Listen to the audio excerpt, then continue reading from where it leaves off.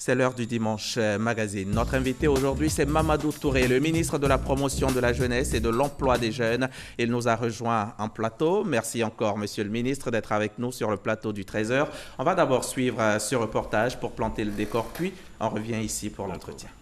Mes chers compatriotes,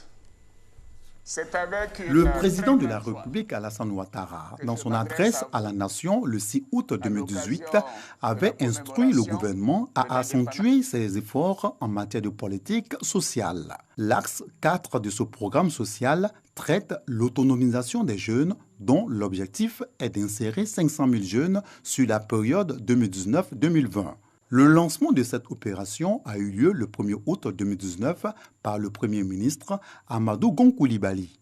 Dans sa phase active, le chapitre emploi des jeunes est à l'étape de l'installation des guichets emploi jeunes. Ces guichets sont logés dans les mairies ou dans des locaux offerts par ces communes. Il s'agit de rapprocher davantage les opportunités d'emploi des cibles à travers ces guichets. Cette action répond aussi au sondage de YouReport qui affirmait que le dispositif du gouvernement n'était pas adapté aux besoins des jeunes. Pourtant, la première opération Agir pour les jeunes, lancée en 2015, a été bénéfique à 12 337 jeunes. Cette opération, à effet immédiat sur la période 2015-2016, avait pour but d'installer 2100 jeunes désireux de créer ou développer leur activité génératrice de revenus. C'est pour consolider ces acquis et faire profiter aux populations la croissance économique du pays tout en la rendant inclusive que le gouvernement, à travers la mise en œuvre de son programme social, initie via le ministère de la Promotion de la Jeunesse et de l'Emploi des Jeunes la deuxième édition de l'opération Agir pour les jeunes. 19 500 jeunes ivoiriens âgés de 18 à 40 ans, dont 40% de femmes, seront formés et insérés dans le tissu socio-économique. Pour un coût total de 11 milliards de francs CFA, ce projet va durer 24 mois. La cible présélectionnée attendue est estimée à 21 450 jeunes. L'enrôlement va débuter le lundi 9 septembre prochain. Les montants de financement de projets individuels sont fixés de 100 000 à 1 million de francs CFA. Les projets collectifs sont au prorata du nombre de bénéficiaires dans la limite de 2 500 000 francs CFA. Au terme de cette politique de création d'emplois pour les jeunes, 131 000 d'entre eux seront financés pour un montant global de 53 milliards de francs CFA. Les prêts sont remboursables. Merci à vous, Ouattara Amadou Walter. Monsieur le ministre, merci encore d'être venu. Déjà un petit rectificatif par rapport à cet élément. L'opération va démarrer le 16 septembre. Oui, l'opération démarre le lundi 16 septembre sur l'ensemble du territoire national. Les jeunes pourraient donc aller dans les guichets emploi, les jeunes pourraient aller donc dans les agences régionales de l'agence emploi jeunes, au sein des plateformes de services ou au sein des antennes donc de la COPEC pour se faire connaître, s'inscrire. Et après donc une semaine donc d'inscription avec la COPEC, donc il y aura un profilage de ces jeunes, donc une présélection. Et nous allons présélectionner plus de 21 000 jeunes pour 19 500 jeunes qui seront retenus. Les 21 000 jeunes vont bénéficier d'une formation et 19 500 vont bénéficier d'un financement partant de 100 000 à 1 million de francs CFA. Et les autres, les 2000 restants? Les 2000 restants, écoutez, le projet dans sa globalité va toucher 131 000 jeunes. Oui. Nous sommes donc dans la phase 3 qui va concerner 19 500 jeunes, mais nous avons aussi le différentiel, près de 112 000 jeunes qui seront financés. Et nous sommes en train de concevoir et finaliser donc la 4e phase qui va concerner les 112 000 jeunes. Donc les 2000 jeunes qui seront formés seront prioritaires donc, dans cette autre phase qui va commencer incessamment. D'accord. Et l'inscription va durer seulement une semaine. C'est pas court, une semaine? Ah non, c'est pas court. D'ailleurs, vous avez vu que nous avons démultiplié donc les sites d'inscription. Oui. D'ailleurs, ça permet donc de justifier toute la stratégie de création des guichets emploi dans les différentes communes. L'idée, c'était donc de rapprocher le plus possible donc, nos services donc, de ces jeunes. À partir du moment où sur l'ensemble du territoire national, les jeunes au sein de leur commune, au sein des COPEC, au sein des plateformes de services peuvent accéder donc aux informations et s'inscrire, nous pensons qu'une semaine c'est important, surtout que nous avons un calendrier à tenir. Ces 19 500 jeunes doivent être recrutés, formés et financés avant la fin de l'année. Bien sûr. Nous allons y revenir. Quelle est la situation réelle, Monsieur le ministre, la situation réelle de l'emploi des jeunes en Côte d'Ivoire? La Côte d'Ivoire, à l'instar de tous les pays d'Afrique, a une population relativement très jeune. Nous avons 77% de la population qui a moins de 35 ans. Beaucoup de défis se posent donc à cette jeunesse en termes de formation, d'éducation-formation. Beaucoup de jeunes, malheureusement, n'ont pas pu avoir la formation nécessaire qui leur permet donc d'être opérationnels sur le marché du travail. Beaucoup de jeunes sont dans le secteur informel. Nous avons un secteur informel qui représente à peu près 93% des actifs donc, dans notre pays. Qui parle de secteur informel parle de vulnérabilité. Beaucoup de jeunes diplômés, comme je le disais tantôt, n'arrivent pas, dans les diplômes obtenus, à avoir des opportunités d'insertion. Alors, donc, beaucoup de jeunes dans notre pays vivotent, se cherchent, comme on le dit, et l'une des réponses à apporter à cette problématique au niveau africain en général, mais au niveau donc de nos États, était donc d'adresser la problématique de l'insertion des jeunes. La Côte d'Ivoire, à l'instar de certains pays, a entamé une réforme de la formation professionnelle. C'est la base.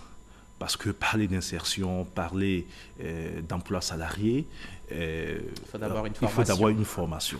Aujourd'hui, nous avons une bonne dynamique qui est amorcée avec une implication du secteur privé qui d'ailleurs se mobilise de plus en plus sur les questions de formation. Il y va même de la survie des entreprises parce qu'une entreprise qui n'arrive pas à trouver une main-d'œuvre qualifiée sur le marché du travail court aussi des risques. Et donc, la formation était importante.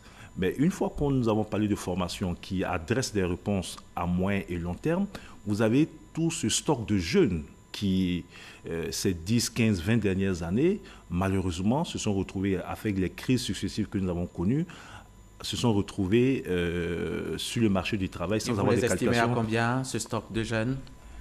Écoutez, nous avons aujourd'hui dans notre pays à peu près 11 millions d'actifs. Et sur les 11 millions d'actifs, nous avons à peu près 8 millions de jeunes. Et 8 millions de jeunes, c'est le stock en quête d'emploi en ce moment? Non, ce n'est pas le stock en quête d'emploi. Les 8 millions de jeunes sont des jeunes actifs, c'est-à-dire des jeunes qui sont en situation de travailler. Bien évidemment, parmi ces jeunes, beaucoup travaillent, mais comme je le dis, beaucoup travaillent, mais dans le secteur informel. Oui. Donc, ce qui pose pour nous un défi, comment sortir tous ces jeunes de l'informel pour aller vers des emplois plus décents. Et puis, vous avez des jeunes qui sont aussi en quête d'emploi. Donc, la réponse gouvernementale s'adresse à tous ces problèmes qui se posent. Et à ce jour, combien de jeunes insérés depuis 2011 que vous êtes là? Alors, vous devez savoir que quand je pense seulement à l'agence emploi jeunes, oui. Nous avons près de 200, un peu plus de 200 000 jeunes qui ont pu bénéficier donc des différents programmes d'insertion. Quand vous prenez au niveau du ministère le PGDEC, qui est un programme que nous avons conçu avec la Banque mondiale depuis 2011, vous avez près de 60 000 jeunes qui ont pu être insérés. Mais vous devez savoir que le ministère de la promotion de la jeunesse n'est pas le seul ministère en charge de l'insertion des jeunes. Nous sommes en charge de la politique d'insertion des jeunes.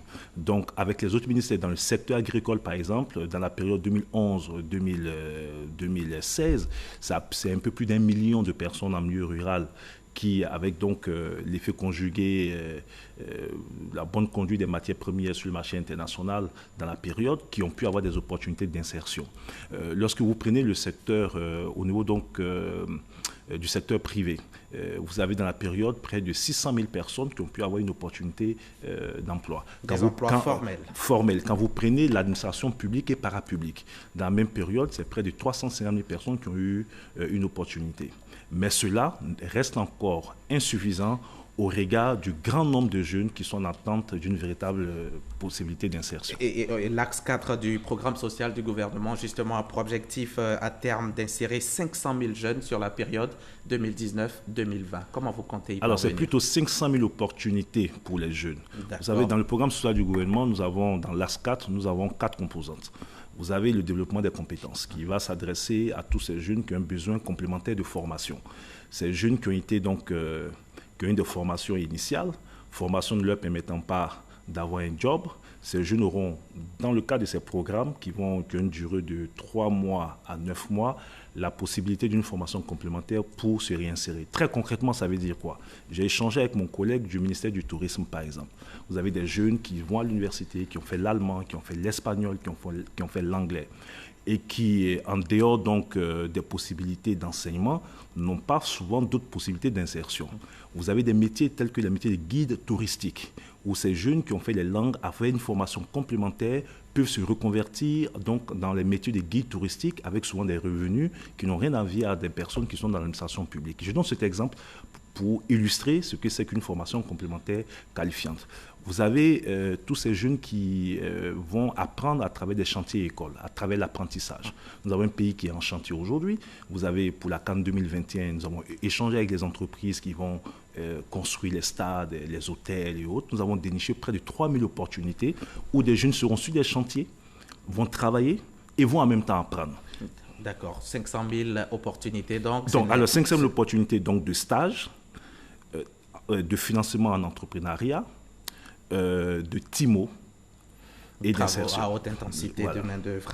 D'accord. Et hier, on parlait guichet emploi. On continue d'ailleurs d'en parler. Et lundi, lundi 16, vous allez lancer l'opération Agir pour les jeunes, la phase 2 de l'opération.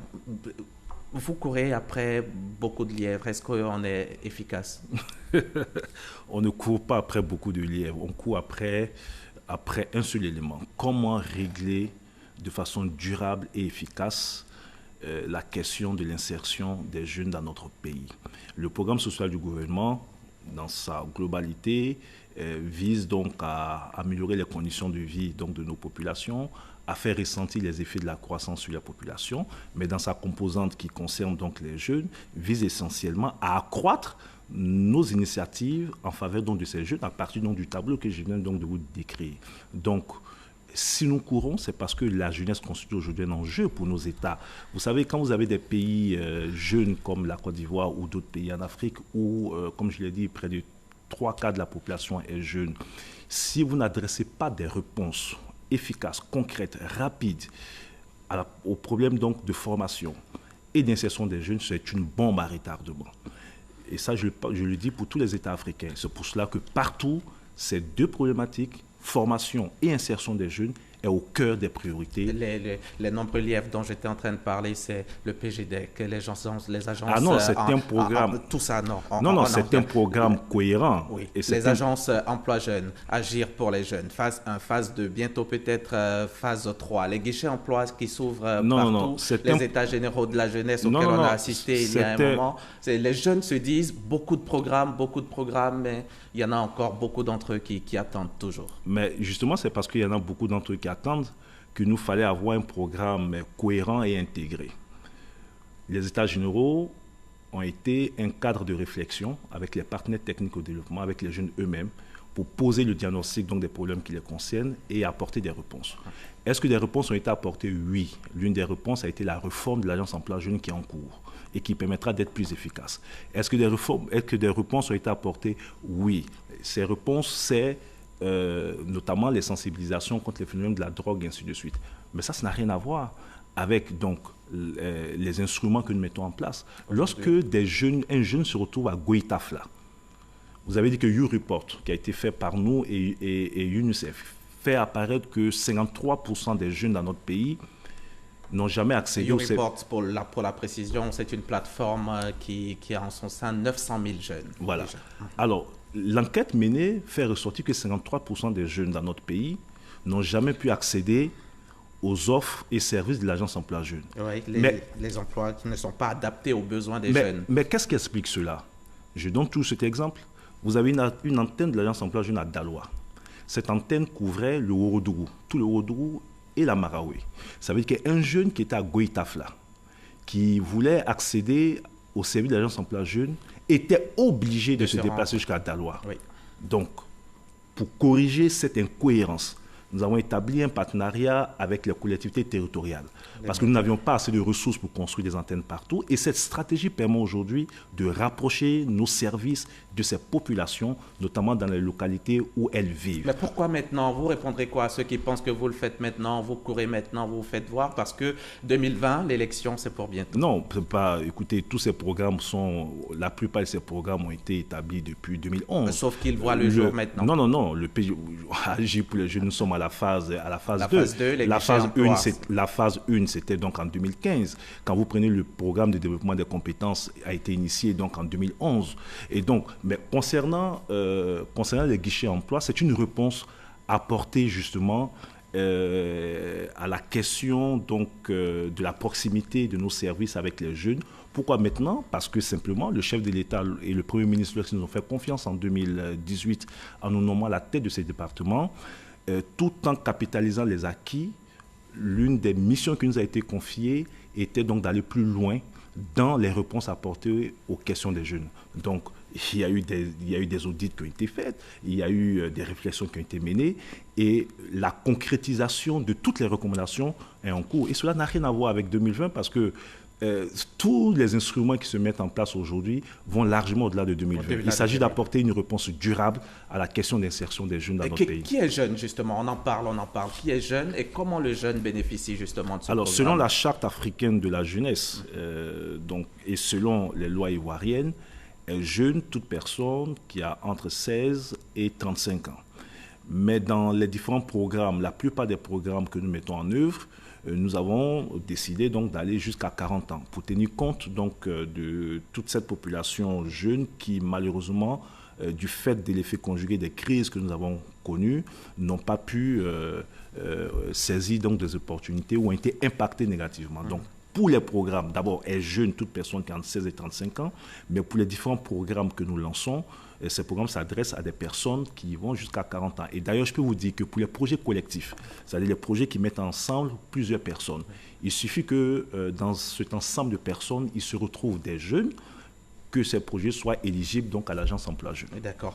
Quelles sont les conditions pour en bénéficier? Ou comment on peut postuler pour agir pour les jeunes? Alors, agir pour les jeunes, il faut être d'abord porteur d'une initiative, d'un projet. Il faut s'inscrire, comme je l'ai dit, au sein des COPEC, au sein donc des guichets emploi, au sein donc de l'agence régionale et au sein des plateformes de services. Il faut avoir entre 18 et 40 ans. Et à partir de là, notre partenaire technique, la COPEC, va donc réceptionner l'ensemble des dossiers, va regarder les idées les plus pertinentes parce que nous finançons dans tous les secteurs d'activité, y compris essentiellement dans le domaine de l'agriculture. Et ces jeunes qui seront profilés auront une formation. Après donc la formation, ces jeunes seront financés. Alors la formation vise à garantir le succès de ce programme. Vous savez, je peux vous dire que pour la première phase, c'est vrai, vous avez parlé de 12 500 jeunes, mais qui ont été formés en tout, mais il y a 8 000 jeunes qui ont été financés. Nous avons un taux de remboursement de 84%. Ça, c'est important de le dire, parce que le problème que nous avons aujourd'hui dans les dispositifs d'accompagnement des jeunes, c'est aussi certains acteurs du privé, tels que les banques, qui ne font pas confiance aux jeunes.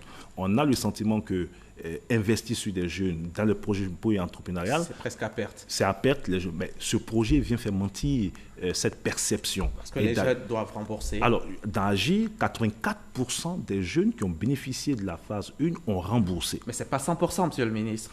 Mais dans les instruments financiers, les mécanismes financiers de financement et autres, c'est déjà assez bon. À partir de 70%, on estime que c'est bon. Mais là, nous sommes à 84%. Mais ce que je veux dire, c'est que l'État impulse. L'État mobilise des ressources, mais ce n'est pas suffisant. Dans une économie normale, tous les acteurs devaient jouer leur rôle. Le secteur privé, notamment les banques, doivent jouer leur rôle. Et je me propose, à partir donc de ces résultats, je dois rencontrer le secteur privé, mais à partir de ces résultats, de les rencontrer à nouveau pour leur dire qu'on peut faire confiance aux jeunes Ivoiriens.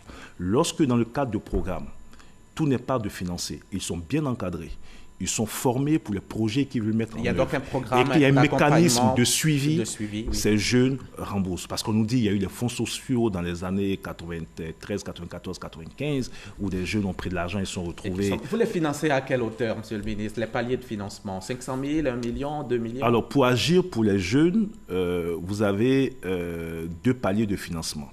Vous avez donc tous ces jeunes qui ont besoin de financement qui partent de 100 000 à 1 million de francs CFA. C'est ce que nous lançons donc le 16, donc 19 500 jeunes. Nous aurons un deuxième palier de financement qui va s'adresser à tous ces jeunes qui ont un besoin de financement qui part de 1 million à 5 millions. Nous mettons en place des comités locaux d'analyse des dossiers des jeunes. Et dans cette stratégie, les collectivités territoriales, notamment le conseil régional, jouent un rôle important. Et ceux-là vont se réunir de façon trimestrielle pour analyser à l'échelle d'une région tous les projets des jeunes dont le financement aussi entre 1 million et 5 millions. D'ailleurs, ça représente 75% des demandes de financement.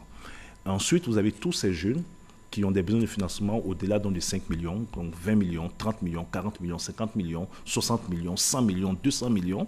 Là, avec la BNI, nous avons mis en place donc, un mécanisme. Je peux vous dire très concrètement, il y a des jeunes qui viennent de lancer un projet agricole face aux Baras dans la région d'Odiéné, qui ont eu près de 200 millions de francs CFA pour financer. Vous avez un jeune Ivoirien qui s'est lancé donc, dans un projet d'installation de salon de coiffure, qui a eu aussi un financement. Donc, tous ces jeunes-là, donc, qui sont à un niveau supérieur de besoin de financement, peuvent, à travers donc, la BNI, déposer leur dossier. Merci. Merci, monsieur le ministre. Merci d'avoir effectué le déplacement. Merci d'être venu nous parler de toutes ces opportunités pour les jeunes de Côte d'Ivoire. Merci encore à vous tous, chers téléspectateurs qui nous avez suivis. Vous avez un dernier mot? Vous voulez dire quelque chose très rapidement? Oui, remercier, mais surtout assurer de la gratuité et de la transparence autour de ce processus. Bon. Nous serons sans pitié avec tous les acteurs, qui soient donc des agents de l'Agence Emploi Jeune, à qui j'ai déjà parlé, mais toutes ces personnes qui profitent de ce genre de situation pour aller escroquer de l'argent aux jeunes, tout est gratuit. Le processus est totalement gratuit, est totalement gratuit, et tous ceux qui vont s'adonner donc à des pratiques visant à récupérer des ressources seront pour faire face à la rigueur de la loi. Merci, monsieur le ministre. Ce journal est terminé. Merci de nous avoir suivis.